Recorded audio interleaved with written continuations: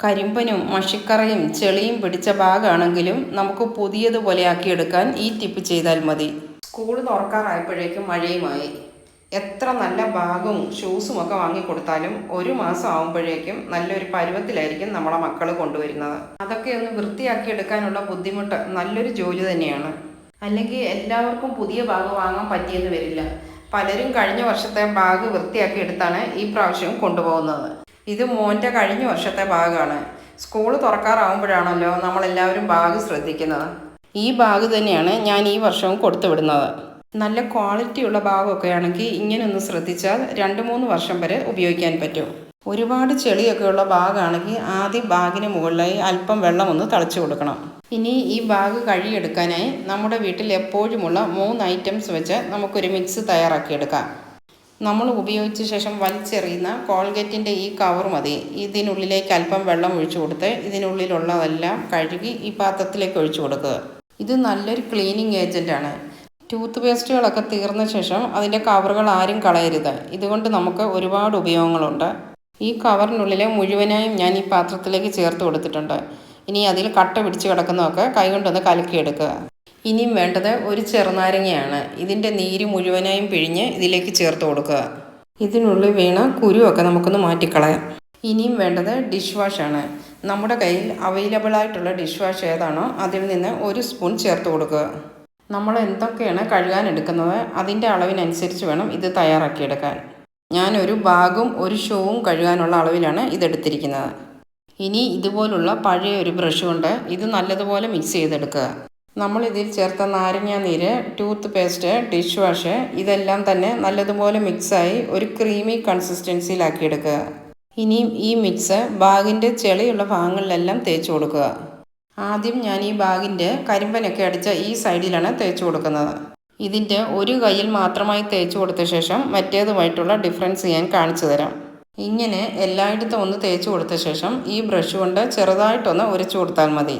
Video cut ചെയ്യാതെ ഇതിൻ്റെ result ലൈവായിട്ട് തന്നെ നിങ്ങൾക്ക് കാണിച്ചു തരാം. കണ്ടോ, നമ്മൾ ചെറുതായി ഒന്ന് ഉരച്ചു കൊടുത്തപ്പോൾ തന്നെയുള്ള മാറ്റം നിങ്ങൾക്ക് കാണാൻ പറ്റും.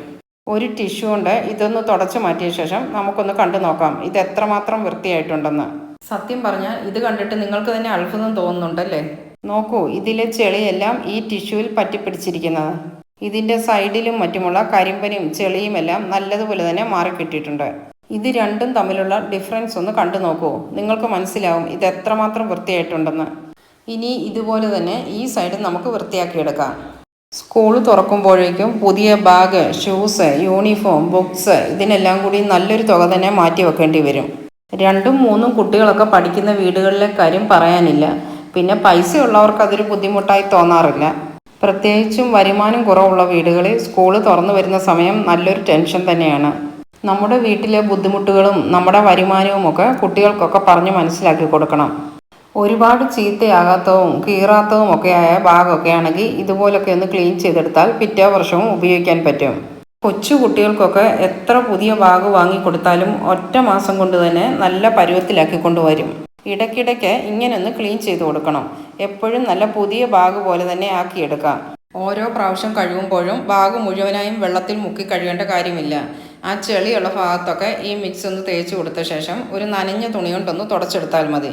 ബാഗിൻ്റെ ഈ സൈഡിലും നമ്മുടെ ടൂത്ത് പേസ്റ്റും നാരങ്ങ നീരും ഡിഷ് വാഷും ചേർത്തുള്ള ഈ മിക്സ് നല്ലതുപോലെ തേച്ച് കൊടുക്കുക. കൈകൊണ്ടായാലും ഇത് നല്ലതുപോലെ തേച്ച് പിടിപ്പിക്കുക. കരിമ്പനും മഷിക്കറയും ഒക്കെയുള്ള സൈഡിൽ നല്ലതുപോലെ തന്നെ തേച്ച് പിടിപ്പിക്കണം. പുതിയ ബാഗിലായാലും മെയിനായിട്ടും വരുന്ന ഒരു കംപ്ലൈൻ്റാണ് പേന കൊണ്ടും പെൻസിൽ കൊണ്ടുമൊക്കെയുള്ള വരകൾ. അങ്ങനെയുള്ള മഷിപ്പാടുകളിലൊക്കെ ഈ മിക്സ് ഒന്ന് തേച്ച് കൊടുത്ത ശേഷം നനഞ്ഞ ഒരു തുണി കൊണ്ട് തുടച്ചെടുത്താൽ മതി. എല്ലാ സൈഡിലും നല്ലതുപോലെ തേച്ച് പിടിപ്പിച്ച ശേഷം ചെളിയുള്ള ഭാഗങ്ങളിൽ ഈ ബ്രഷ് കൊണ്ടൊന്ന് ഉരച്ചെടുക്കുക. ഇങ്ങനെ ബാഗ് മുഴുവനായും തേച്ച് കൊടുത്ത് ഉരച്ചെടുക്കുക. ഒരുപാട് കരിമ്പനും ചെളിയും ഒക്കെയുള്ള ബാഗാണെങ്കിൽ നമ്മൾ ഈ മിക്സ് തേച്ച് പിടിപ്പിക്കുന്നതിന് മുമ്പ് തന്നെ ബാഗ് ഒന്ന് വെള്ളത്തിൽ മുക്കിയെടുക്കണം. കരിമ്പനും മഷിപ്പാടും ഒക്കെയുള്ള സൈഡിലൊക്കെ ഒന്ന് ഉരച്ചു കൊടുത്ത ശേഷം വെള്ളത്തിലൊന്ന് മുക്കിയെടുക്കുക. ഇതൊന്ന് കഴുകിയെടുക്കുമ്പോൾ നമുക്കിതിൻ്റെ മാറ്റം നല്ലതുപോലെ അറിയാൻ പറ്റും. വെള്ളത്തിൻ്റെ കളർ കണ്ടോ? ബാഗിലെ ചെളി മുഴുവനായും വെള്ളത്തിൽ വന്നിട്ടുണ്ട്. ഒരുപാട് കരിമ്പനൊക്കെയുള്ള ബാഗാണെങ്കിൽ ഒന്നുകൂടി ഉരച്ചു കൊടുത്ത ശേഷം വീണ്ടും കഴുകിയെടുക്കണം. ഈ ബാഗിൻ്റെ ചില സൈഡുകളിൽ മാത്രമേ കരിമ്പനുണ്ടായിരുന്നുള്ളൂ. പിന്നെ കുറച്ച് മഷിപ്പാടുകളും ചെളിയുമാണ് ഉണ്ടായിരുന്നത്. അത് ഒറ്റ പ്രാവശ്യം ഉരച്ചപ്പോൾ തന്നെ എല്ലാം മാറിക്കിട്ടി. ഇത് 2-3 പ്രാവശ്യം വെള്ളം ഒഴിച്ച് നല്ലതുപോലെ തന്നെ കഴുകിയെടുക്കണം. ഇതിൻ്റെ ഉള്ളിലെ എല്ലാ ഉറകളിലും വെള്ളം ഒഴിച്ച് നല്ലതുപോലെ കഴുകിയെടുക്കണം. ഇത് കഴിഞ്ഞ വർഷം ഉപയോഗിച്ച ഭാഗമായതുകൊണ്ട് നല്ലതുപോലെ തന്നെ കഴുകിയെടുക്കണം.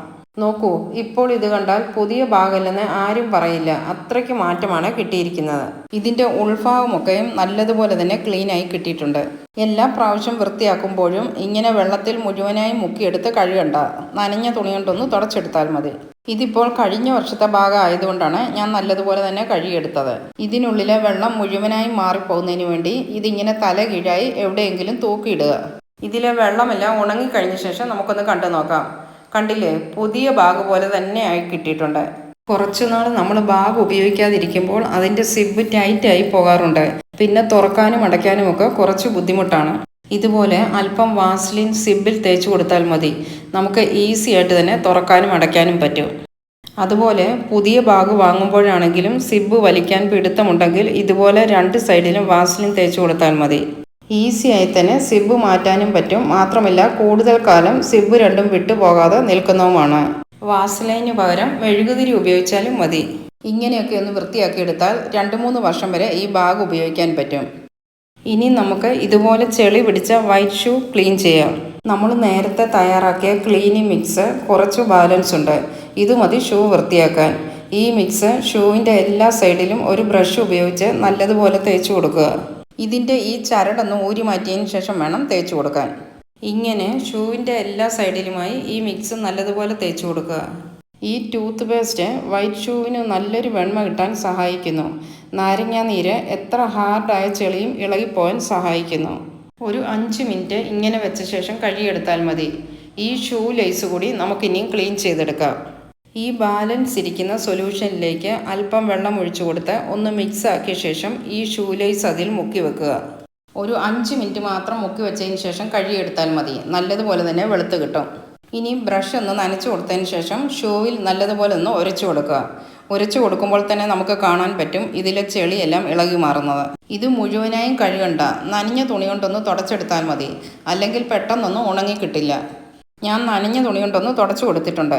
നിങ്ങൾക്ക് കാണുമ്പോൾ തന്നെ അറിയാം ഇത് എത്രമാത്രം വൃത്തിയായിട്ടുണ്ടെന്ന്. നോക്കൂ, നല്ല രീതിയിൽ തന്നെ വെളുത്ത് കിട്ടിയിട്ടുണ്ട്. എത്ര ചെളി പിടിച്ച ഷൂവും നമുക്കിങ്ങനെ പുത്തൻ പോലെ ആക്കിയെടുക്കാം. എത്ര കരിമ്പനും മഷിക്കറയും ചെളിയും ഒക്കെ പിടിച്ച ബാഗും ഷൂസുമാണെങ്കിലും ഇതുപോലെ നമുക്ക് കഴുകി പുത്തൻ പോലെ ആക്കിയെടുക്കാം. നിങ്ങളും ഇതുപോലൊന്ന് ചെയ്ത് നോക്കിയ ശേഷം ഫീഡ്ബാക്ക് അറിയിക്കുക. അപ്പോൾ ഇത്രയേ ഉള്ളൂ ഇന്നത്തെ വീഡിയോ. ഈ വീഡിയോ നിങ്ങൾക്ക് ഉപകാരമായി എന്ന് തോന്നുന്നുവെങ്കിൽ ഒന്ന് ലൈക്ക് ചെയ്യുക. സബ്സ്ക്രൈബ് ചെയ്യാതെ കാണുന്നവരുണ്ടെങ്കിൽ പ്ലീസ് ഒന്ന് സബ്സ്ക്രൈബ് ചെയ്യുക. കൂടാതെ ബെല്ലൈക്കണും ഓൾ എന്ന ഓപ്ഷനും കൂടി എനേബിൾ ചെയ്യുക. അപ്പോൾ മറ്റൊരു നല്ലൊരു വീഡിയോയുമായി നമുക്ക് വീണ്ടും കാണാം.